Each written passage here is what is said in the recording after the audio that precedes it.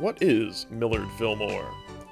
Millard Fillmore was the 13th President of the United States, but don't call him Unlucky 13. Millard Fillmore was very lucky. Lucky that President Zachary Taylor died after eating bad cherries, giving Vice President Millard Fillmore the job. He was a congressman and the state comptroller of New York, and boy did he comptrol the heck out of that state. But he started out as uneducated hill trash and an apprentice to a cloth maker.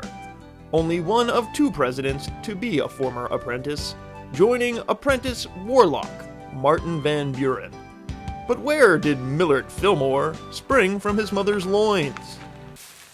Greetings from just outside of Moravia, New York. I am standing right now in a field that once held a log cabin that was the birthplace of President Millard Fillmore, the president who is far and away most famous for being the president. That's it, really.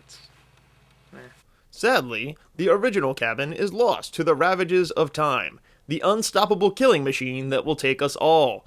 But historical enthusiasts have built a replica at Fillmore Glen State Park, and now we know that if young Millard Fillmore were fleeing to a cabin in the woods to escape zombies, it would look like this. Millard Fillmore was married to a red-headed woman named Abigail Powers, which sounds like a classy burlesque dancer, though she probably was not. He belonged to the Whig Party, which was famous for its stances on things that are no longer important to anyone, like building canals and banking. As president, he had the first ever inanimate vice president, naming Mr. Cotton T. Sackerdoodle, a man made entirely of cloth, woven by Fillmore himself, to fill the empty post. Or so some people say. But his greatest accomplishment was pushing through the Compromise of 1850, which admitted California to the Union as a free state. And to Millard Fillmore's lasting credit, there are still no slaves in California today, except for Mexicans.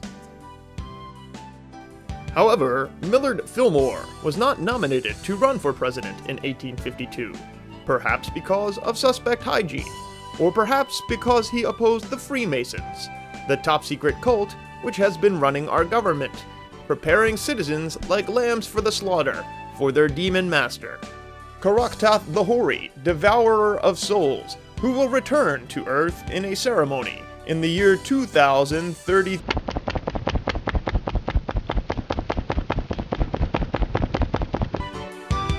What should we do until that time?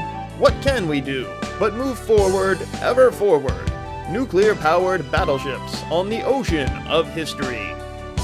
A history made all the more perfect by the contributions of Millard Fillmore.